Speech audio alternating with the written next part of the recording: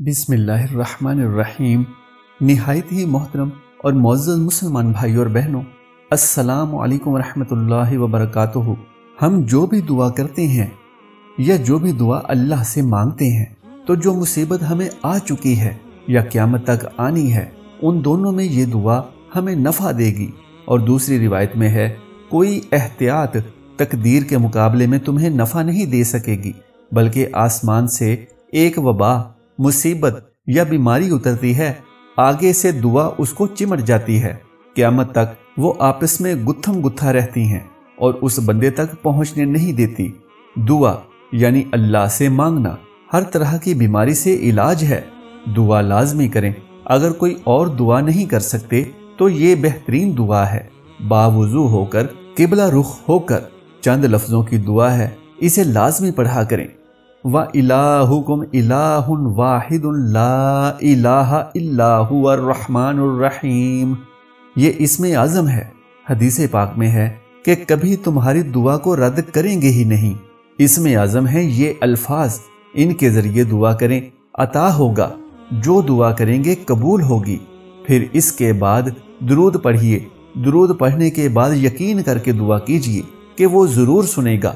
ہمیں دعا کس وقت کرنی ہے، یعنی اللہ عز و جل سے دعا مانگنے کے لیے بہترین وقت کون سا ہے؟ تو 5 وقت نہ چھوڑیے۔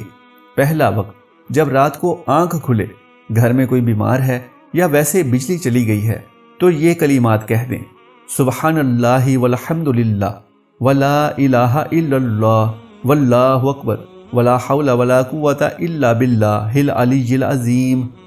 یا پھر اس طرح سے کہیں: اللہم اغفر لی وارحمنی وارزقنی وعافنی۔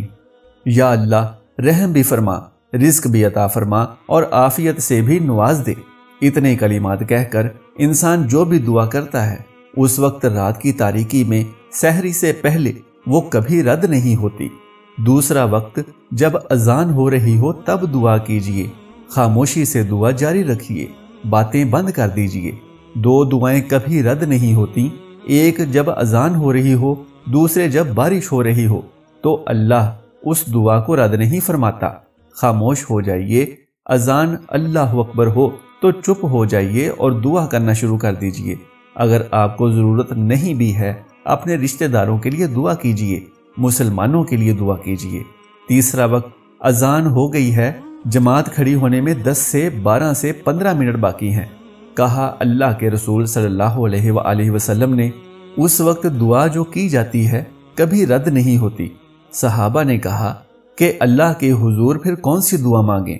آپ صلی اللہ علیہ وآلہ وسلم نے فرمایا، یہ دعا مانگو: اے اللہ مجھے گناہوں سے معافی دے دے اور میرے جسم کو بھی ہر بیماری سے پاک کر دے۔ دعا کیجئے کہ اللہ پاک ہم سب پر اپنی رحمتیں نازل فرمائے۔ آمین ثم آمین۔ دوستو، اگر آپ کو میری آج کی یہ معلوماتی ویڈیو پسند آ جائے تو برائے مہربانی ویڈیو کو لائک اور شیئر کر دیجئے اور میرے اسلامی و اصلاحی چینل کو سبسکرائب کر دیجئے۔ جزاک اللہ خیرن کثیرا۔ اللہ ہم سب کا حامی و ناصر ہو۔